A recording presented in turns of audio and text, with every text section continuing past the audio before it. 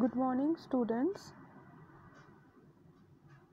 কাল তোমরা self study করেছো regarding connective tissue disorders, specially osteoarthritis and rheumatoid arthritis. So let's discuss about osteoarthritis.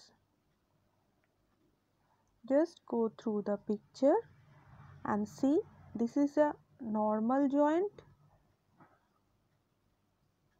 and this pink color shows the cartilage and the deep blue denotes synovial fluid. In case of inflammation, that is osteoarthritis, the cartilage is beginning to break down, okay, and this creates the joint to move difficulty in activity of daily living. তাহলে কি হলো, একটা normal জয়েন্টে যখন কোনো inflammation হচ্ছে তখন কার্টিলেজগুলো আস্তে আস্তে ডিস্ট্রাকশন হচ্ছে, যার ফলে এই যে নর্মাল যে ডিস্ট্যান্সটা সেটা আস্তে আস্তে কমতে থাকছে। নেক্সট দেখো, আরও যত ইনফ্লামেশনটা বেড়ে গেল তত বেশি গ্যাপটা কমতে থাকছে, আর কি সাইনোভিয়াল ফ্লুইডটাও ডিস্ট্রাকশন হয়ে যাচ্ছে, কার্টিলেজগুলো আরও বেশি ডিস্ট্রাকশন হচ্ছে। দেখো, যত বেশি ডিস্ট্রাকশন বা ইনফ্লামেশন যত তুমি ট্রিটমেন্ট করাচ্ছে না পেশেন্ট, তত বেশি এটা ইনভেড করে যাচ্ছে ইনফেকশন ইনার সাইডে, আর মুভমেন্ট রেস্ট্রিক্টেড হয়ে যাচ্ছে ভিকটিম বা ক্লায়েন্টের। ওকে, এটা মোটামুটি একটা প্যাথোফিজিওলজি বা অস্টিও আর্থারাইটিস বোঝার জন্যে যথেষ্ট। দেখো, মোটামুটি ট্রিটমেন্ট না করলে কমপ্লিটলি এভাবে জয়েন্টটা ফিক্স হয়ে যাবে আর মুভ করতেই পারবে না, দ্যাট ইজ জয়েন্ট রেস্ট্রিকশন বা movement restricted. So common disorders like rheumatoid arthritis, osteoarthritis, systemic lupus erythematosus and scleroderma, commonly referred to as autoimmune disease. You all are aware about autoimmune disease because it's on the chapter number 4 and you already gone through in this chapter that what is autoimmune disease, what are the autoimmune diseases. Okay, so if the person is not aware of autoimmune disease and the symptoms and the treatment modalities, then it will be the life threatening condition, maybe death. Arthritis, আচ্ছা, তোমাদের কিন্তু এটা অনেক সময় objective question আসে, inflammation of joint বলে fill up the blanks, তো এটা টাস্ক হিসেবে লিখে নাও। আর এছাড়া কি, রিউম্যাটিক ডিজিজ সাধারণত বোন, মাসেল, জয়েন্ট এই তিনটেকে নিয়েই মানে ইনভলভ করে থাকে। ওকে, osteoarthritis is a slowly progressive non-inflammatory disorders of synovial joint. বোঝা গেল? Next, most common type of degenerative disorder arising from biochemical breakdown of articular, that is hyaline cartilage in the synovial joints.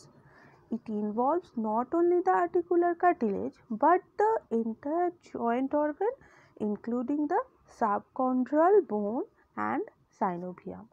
মানে osteoarthritis হচ্ছে একটা slow progressive non inflammatory disorder of synovial joint.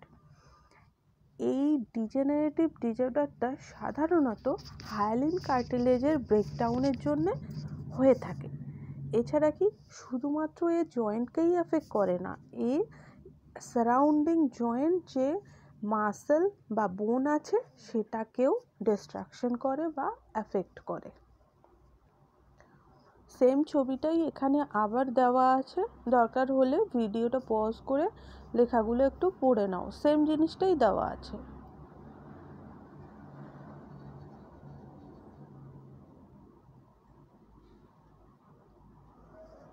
Aetiology, aetiology বলতে সবাই জানো, primary aetiology is idiopathic and secondary aetiology is hereditary, congenital, developmental disorders predisposing to osteoarthritis of hip। তোমরা কেউ পরীক্ষার খাতাতে ওএ বলে লিখবে না, পুরো কথাটা লিখবে, না হলে কিন্তু ইন ফিউচার ভুলে যাবে বা মনে রাখতে পারবে না, অভ্যাস হয়ে যাবে। পাশ করে বেরোনোর পর করো এগুলো। ওবেসিটি অ্যাসোসিয়েটেড উইথ অস্টিওআর্থারাইটিস, তার জন্যই ভেবে দেখো যাদের এই ওবেসিটি হওয়ার জন্য হাঁটতে প্রবলেম বা জয়েন্ট পেন হয়, তাদের কিন্তু লাইফস্টাইল মডিফিকেশনের ভেতর এই ওয়েট রিডাকশনটা একটা ইম্পর্ট্যান্ট মেকানিজম। তাহলে ক্লিনিক্যাল ফিচার্সগুলো কি? সিমটমস ভ্যারি, মানে কতগুলো জয়েন্ট ইনফেক্ট হয়েছে বা জয়েন্টটা কতটা ইনফ্লেমড হয়েছে তার উপর ডিপেন্ড করে সাইন সিমটমগুলো দেখা যায়।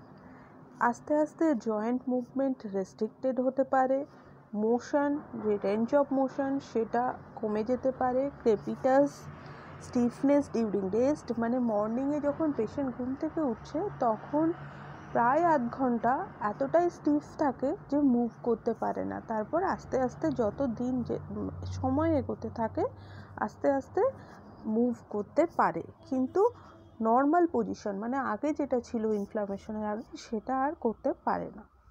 এছাড়া বোন জয়েন্ট যখন মুভ করার চেষ্টা করে পেশেন্ট, তখন একটা ক্র্যাকিং সাউন্ড বা মানে হাড় ভেঙে গেলে বা কোনো কিছু গুঁড়িয়ে গেলে যেমন সাউন্ড, কড়কড় করে সাউন্ডটা হয়। সোয়েলিং থাকে, পেন, মেবি ফিভারও হতে পারে যেহেতু এখানে একটা ইনফ্লামেশন আছে। আর কি, জয়েন্টের ফ্রিকশন হয় বলে পেশেন্টও চেষ্টা করে মুভ না করতে। ওকে, তার ফলে কি activity of daily living hamper হয়, মাসেল উইকনেস হয়ে যায়, ব্যালেন্সের প্রবলেম হয়, পেশেন্টের ফল ইনজুরিও হতে পারে।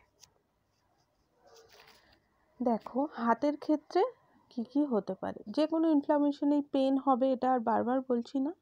এখানে চেঞ্জের মধ্যে আছে হাভার্ডের নোটস আর বচার্স নোড। এটা মনে রাখবে, বচার্স নোড সাধারণত ইন্ডেক্স ফিঙ্গারে হয় আর হাভার্ডানস নোড মিডল ফিঙ্গারে হয়। দেখো ছবিটা তাহলেই বুঝতে পারবে। শোল্ডারে যখনই এক্সটার্নাল রোটেশন করতে যায় পেশেন্ট তখনই সেটা আর ফুল এক্সটার্নালি রোটেট করতে পারে না, ওটা লিমিটেড হয়ে যায়।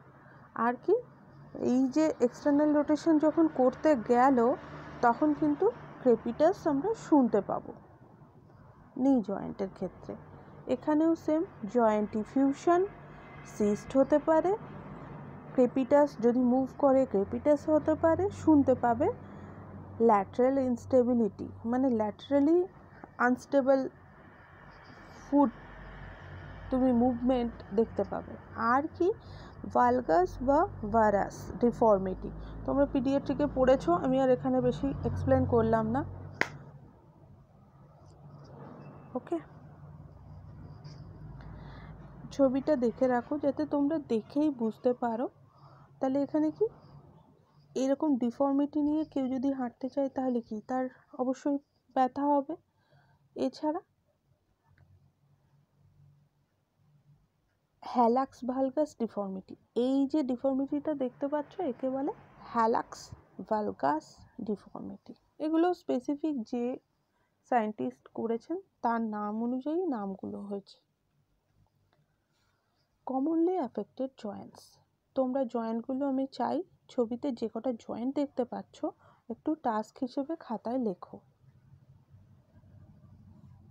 তাহলে ডায়াগনোসিস বা ইনভেস্টিগেশন, ফার্স্ট আমরা জানি হিস্ট্রি অ্যান্ড ফিজিক্যাল এক্সামিনেশন।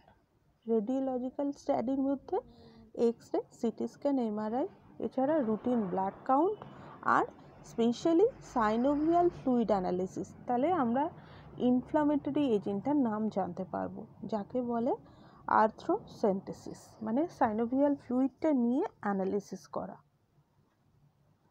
দেখো এক্স-রেটাতেও মোটামুটি ছবিটা দেখাই যাচ্ছে যে কিভাবে গ্যাপগুলো কমে গেছে, মনে হচ্ছে যেন একটা বোন আর একটা বোনের উপর ওভাররাইড করে ফেলেছে। এখানেও দেখো গ্যাপিংটা কেমন ডিস্টার্বড। তাহলে ম্যানেজমেন্ট বলতে এখানে টোটালি লেখা আছে, তোমরা সেটা ডিফারেন্ট করে লিখবে আলাদা আলাদা পয়েন্টে।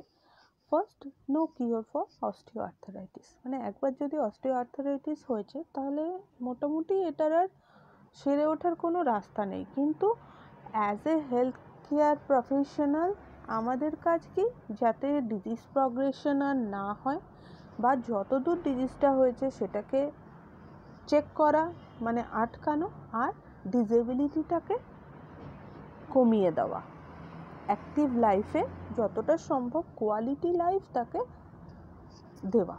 ওকে, তাহলে কি এখানে তাহলে বুঝতেই পারছি সিমটমেটিক ম্যানেজমেন্ট মানে হচ্ছে যে যে সিমটম দেখা যাবে সেই সিমটমগুলোকে খালি ট্রিটমেন্ট করা। তাহলে ব্যথা যেহেতু পেন ম্যানেজমেন্ট, তাহলে পেনের ক্ষেত্রে কি মেডিসিন দেওয়া যেতে পারে একটু লিখে ফেলো। ইনফ্লামেশন ম্যানেজমেন্ট, তার মানে অ্যান্টি ইনফ্লামেটরি দিতে হবে। তাহলে অ্যান্টি ইনফ্লামেটরি হসপিটাল সাপ্লাই কী আছে বা এতদিনে পড়ে জেনে গেছো কিছু নামটা এখানে লেখো।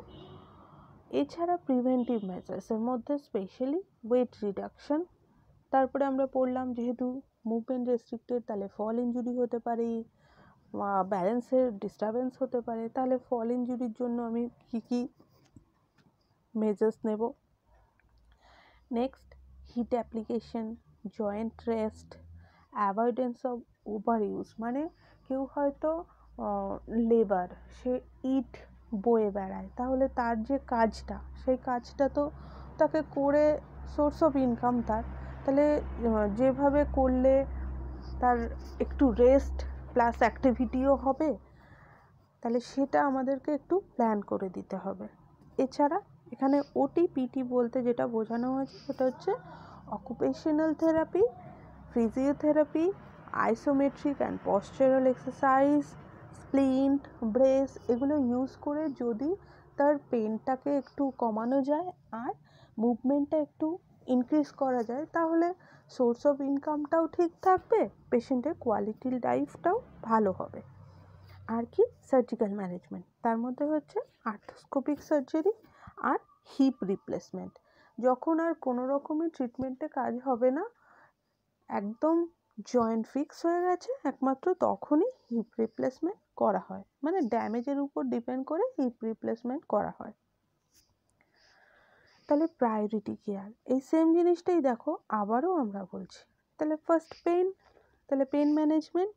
নেক্সট, জয়েন্ট মোবিলিটির ইমপ্রুভমেন্ট, যেটা আমরা ফার্স্ট বলেছিলাম, flexibility improvement, body weight reduction, enough exercise, balance between rest and activity, একটু আগেই আমরা ডিসকাস করলাম, maintenance of functional position with splints or brace, immobilisation may not be excess more than 1 week, মানে যখন severe pen হয় সেটা সময় patient যেন তবুও হালকা এক্সারসাইজ করে অ্যাক্টিভ থাকার চেষ্টা করে, না হলে পার্মানেন্ট ড্যামেজ হয়ে যাবে। তো আমরা চেষ্টা করব পেশেন্ট যেন কখনোই 1 সপ্তাহের বেশি ইমোবিলাইজ হয়ে না থাকে। Okay, heat therapy, hot pack, paraffin wax bath, এটা হচ্ছে প্যারাফিন মানে বুঝতেই পারছো মোম আর প্যারাফিন মিশিয়ে বা মোমের মধ্যে, মোমটা হালকা উষ্ণ একটা গরম করে একটা বালতির ভেতরে, এটা ফিজিক্যাল মেডিসিন ডিপার্টমেন্টে করা হয়, মানে গরম শেকটা মোমের মাধ্যমে দেওয়া হয়। নিউট্রিশন মেনটেন্যান্স আর ওয়েট রিডাকশান, সেম কথা কিন্তু আমরা বারবার বলছি। আচ্ছা, স্যালিসাইলেটসের মধ্যে অ্যাসপিরিন, এনএসএআইডির মধ্যে ডিক্লোফেনাক, এগুলো তোমরা সবই জানো, আমি যেটা বলছি সেটা হচ্ছে স্পেশালি এগুলো পড়ে নাও। Disease modifying anti rheumatic drug অনেক সময় তোমাদের শর্ট টার্মে দিতে পারে DMARD। Right the full form of DMARD। তাহলে সেটা হচ্ছে disease modifying anti rheumatic drug. Example methotrexate. তোমাদেরই কারো মেথোট্রিক্সেট পড়েছে ড্রাগের ক্ষেত্রে, সে প্লিজ একটু বন্ধুদেরকে শেয়ার করো মোড অফ অ্যাকশনটা। নন ফার্মাকোলজিক্যাল ম্যানেজমেন্ট, আমরা এতক্ষণ যা জিনিসগুলোই পড়লাম ভেবে দেখো, সার্জিক্যাল ম্যানেজমেন্ট আর ড্রাগ ছাড়া ম্যাক্সিমামটাই নন ফার্মাকোলজিক্যাল ম্যানেজমেন্ট। তাহলে এটা একটুখানি পজ করে তোমরা পড়ে নাও। আর এখানে যে এই তাইচিটা লেখা আছে সেটাও তোমরা পড়েছিলে, ওই অল্টারনেটিভ থেরাপি বলে, যেখানে আমরা ওই বায়োফিডব্যাক, তারপর massage, next hypnotherapy, homeopathy, Unani, এগুলো যেখানে পড়েছিলাম তার মধ্যেই একটা অপশান হচ্ছে তাইচি। ওকে, সার্জিক্যাল ম্যানেজমেন্ট আগেও বলেছি, আর্থ্রোস্কোপিক সার্জারি আর হিপ রিপ্লেসমেন্ট। ওকে, তাহলে মোটামুটি এটা অস্টিও আর্থারাইটিসের একটা ছোট্ট শর্ট নোটের মতো যদি আসে এটুকুই যথেষ্ট। আর নার্সিং ম্যানেজমেন্ট আশা করি বুঝে গেছো। যেটা তোমাদের আজকের টাস্ক সেটা হচ্ছে লিখবে care of a patient with osteo arthritis. মানে পেশেন্ট অস্টিও আর্থারাইটিস নিয়ে অ্যাডমিশন হয়েছিল তোমার ওয়ার্ডে, পেশেন্ট ডিসচার্জ হয়ে বাড়ি যাবে, তাহলে তুমি তাকে কি ধরনের অ্যাডভাইস দিয়ে দেবে। ওকে, 10 মার্কসের কোশ্চেন। প্লিজ 15 মিনিটের বেশি আমি টাইম দিতে পারবো না, লিখে ফেলো। ওকে, বাই।